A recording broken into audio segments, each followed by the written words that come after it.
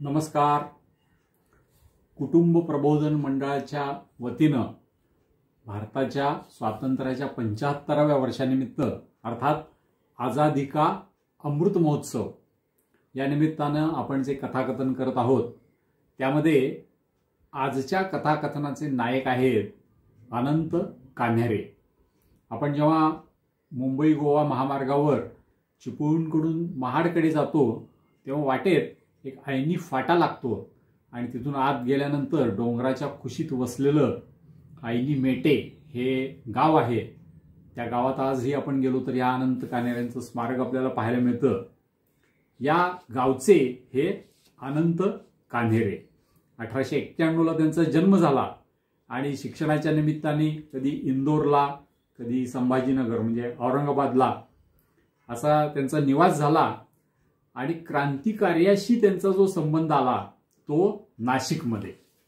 कारण सावरकरांनी नाशिकमध्ये क्रांतिकार्याला सुरुवात केली होती. नंतर ते तर इंग्लंडमध्ये गेले होते, पण बाबाराव सावरकर हे त्यांच्या कविता पुस्तकं प्रकाशन करायचं वितरण करायचं हे सगळं करत होते आणि नाशिकमध्ये त्यांची जी सगळी मित्रमंडळी होती ती ह्या क्रांतिकार्यामध्ये मग्न होती.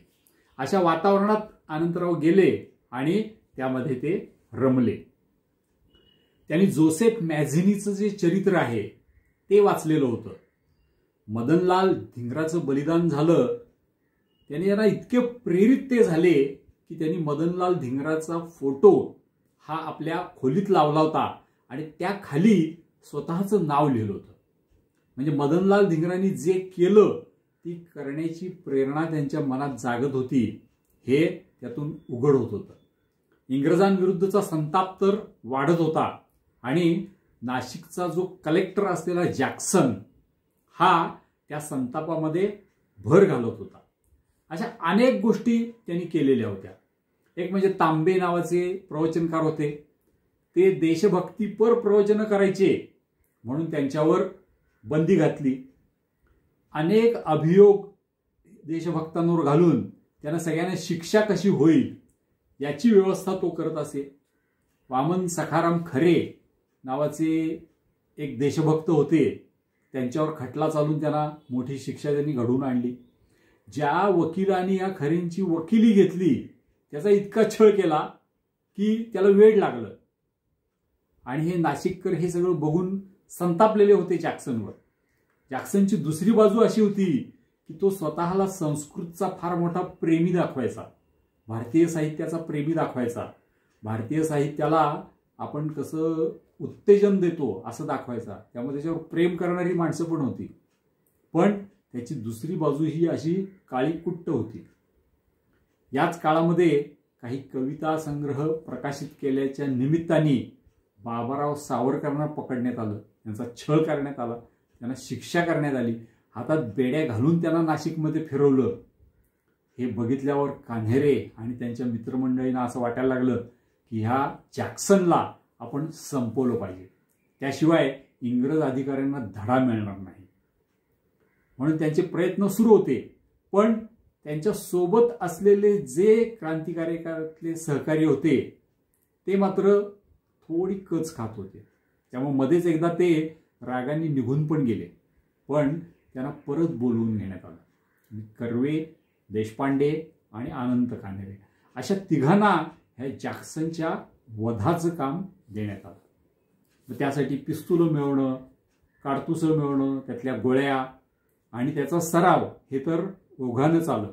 स्वतः अनंत कान्हेरे यांच्याकडं 2 पिस्तुलं होती, ऑटोमॅटिक पिस्तुलं होती ती. ते अगदी चिंचेच्या झाडावर त्याचा सराव करायचे आणि केलेल्या सरावाचे त्यांनी स्वतःसोबत फोटो देखील काढून ठेवलेले होते. उद्या आपण हे सगळं करताना पकडलो गेलो, मारलो गेलो किंवा आपण जॅक्सनचा वध केल्यानंतर स्वतःच आपलं जीवन संपवलं तर आपल्याला काय म्हणायचंय हे सांगितलं गेलं पाहिजे. म्हणून त्यांनी निवेदन देखील लिहून ठेवलेलं होतं. अशी सगळी तयारी केली आणि हा जॅक्सन हा विविध कार्यक्रमांना जायचा नाशिकमधल्या. अशाच एका कार्यक्रमात तो जाणार.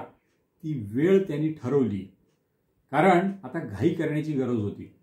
कारण नुकतीच अशी बातमी आली होती की कलेक्टर असलेल्या जॅक्सनचं आता प्रमोशन झालेलं आहे आणि तो बदली होऊन कमिशनर म्हणून आता दुसरीकडे जाणार आहे।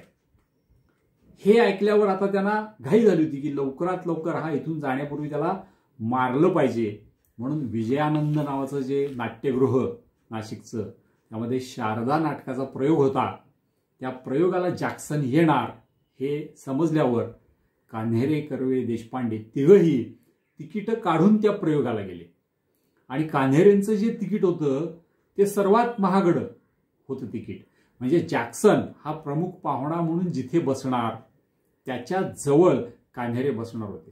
ते गेले, प्रयोगाला सुरुवात देखील झाली। अजून काही कान्हेरे जरी वाट बघत असले तरी जॅक्सन काही तिथं आलेला नव्हता।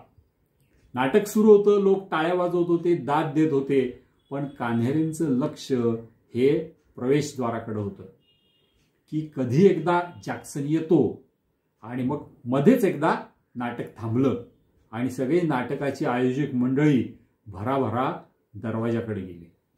त्यांच्या लक्षात आलं की बहुधा जॅक्सनची गाडी आलेली दिसतीये, म्हणूनच हे सगळे गेले। तर त्या लोकांसोबतच अनंत कान्हेरे देखील आपल्या जागेवरून उठले आणि जणू काही स्वागताला चाललेत अशा पद्धतीने पुढे गेले। जॅक्सन गाडीतून उतरला, प्रवेशद्वारातून आत आला आणि पुढे थोड्या पायऱ्या होत्या, त्या पायऱ्या चढून तो येणार इतक्यात कान्हेरे समोर आले आणि त्यांनी पहिली गोळी झाडली। पहिली गोळी झाडली ती जॅक्सनच्या बगलेतून निघून गेली, त्याला लागलीच नाही। त्यामुळे तो सावध झाला। आजूबाजूचे लोक देखील आता कान्हेरेंना पकडतात की काय अशी परिस्थिती निर्माण झाली, पण कान्हेरेंनी पिस्तूल हे हातामध्ये मजबूत पकडलेलं होतं। त्यांनी दुसरी गोळी झाडली, ती मात्र जॅक्सनच्या हृदयात घुसली, रक्त बाहेर आलं, त्याचे पाय डळमळीत झाले, तो खाली पडायला लागला। त्याच्या मागे एक महिला होती, त्याच्या मागोमाग चालत येणारी, तिने त्याला सावरण्याचा प्रयत्न केला, पण त्याच परिस्थितीत कान्हेरेंनी अजून 4 गोळ्या ह्या त्याच्या छातीमध्ये घुसवल्या आणि आता मात्र तो पूर्णपणे खाली पडला। एक पळशीकर नावाचे गृहस्थ होते, त्यांनी कान्हेरेंच्या डोक्यात काठी मारली, पण कान्हेरेंनी त्याच्यावर पिस्तूल रोखलं, सांगितलं की तू भारतीय आहेस, भारतीयाला मी गोळी घालणार नाही, म्हणून ते थांबले। कान्हेरेंना पकडण्यात आलं, त्यांनी पळून जाण्याचा प्रयत्न केला नाही, ते गडबडले नव्हते, घाबरले नव्हते, त्यांना पकडण्यात आलं आणि रीतसर त्यांच्यावर जो खटला चालायचा हा खटला चालला। ही जी घटना आहे ही 1909ची आहे, म्हणजे 1891 साली जन्मलेल्या अनंत कान्हेरेंनी 1909 साली हे क्रांतिकार्य केलं आणि पुढच्याच वर्षी एप्रिलमध्ये ठाण्याच्या कारागृहात त्यांना फाशी देण्यात आलं। कारण असं कृत्य करणाऱ्याला फाशी देऊन पुन्हा त्याला भारत मातेसाठी जन्म घ्यायला संधी द्यायची, हेच इंग्रजांचं धोरण होतं आणि भारत मातेसाठी पुन्हा जन्म घ्यायचा हीच या क्रांतिकारकांची इच्छा देखील होती। त्याप्रमाणे त्यांना फाशी देण्यात आलं। त्यांच्या स्मृतीबद्दल इंग्रज इतके घाबरलेले असायचे अशा क्रांतिकारकांबद्दल की त्यांना दहन करून त्यांची रक्षा ही नदीत फेकून देण्यात आली, म्हणजे त्यांचं मृतदेह कोणाच्या ताब्यात येऊ नये, अगदी त्यांची रक्षा सुद्धा कोणाच्या ताब्यात येऊ नये याची काळजी इंग्रज घ्यायचे। जरी त्यांनी त्यांची रक्षा नष्ट केली असली तरी त्यांची स्मृती, त्यांची प्रेरणा ही मात्र आजही भारतीयांच्या मनात आहे। अनंत कान्हेरेंच्या स्मृती ह्या आजही भारतीयांना प्रेरणा देतात। त्यांनी काय म्हटलंय ते आपण थोडं ऐकूया। जनतेच्या न्यायालयातील नियम असा आहे की जो हिंदी लोकांचे प्राण कवडी मोलाचे आहेत असं सुचवतो त्या अपराध्याला देहांताची शिक्षा सांगितली आहे आणि ती शिक्षा जॅक्सनला देण्याचं काम माझ्या अंगावर पडल्यामुळे मी ही पवित्र गोष्ट केली आहे। इंग्रजांच्या जुलुमांचा सूड उगवण्यासाठी मी हे कृत्य केलं आहे, मी पळून जाऊ इच्छित नाही। बोला भारत माता की जय, वंदे मातरम.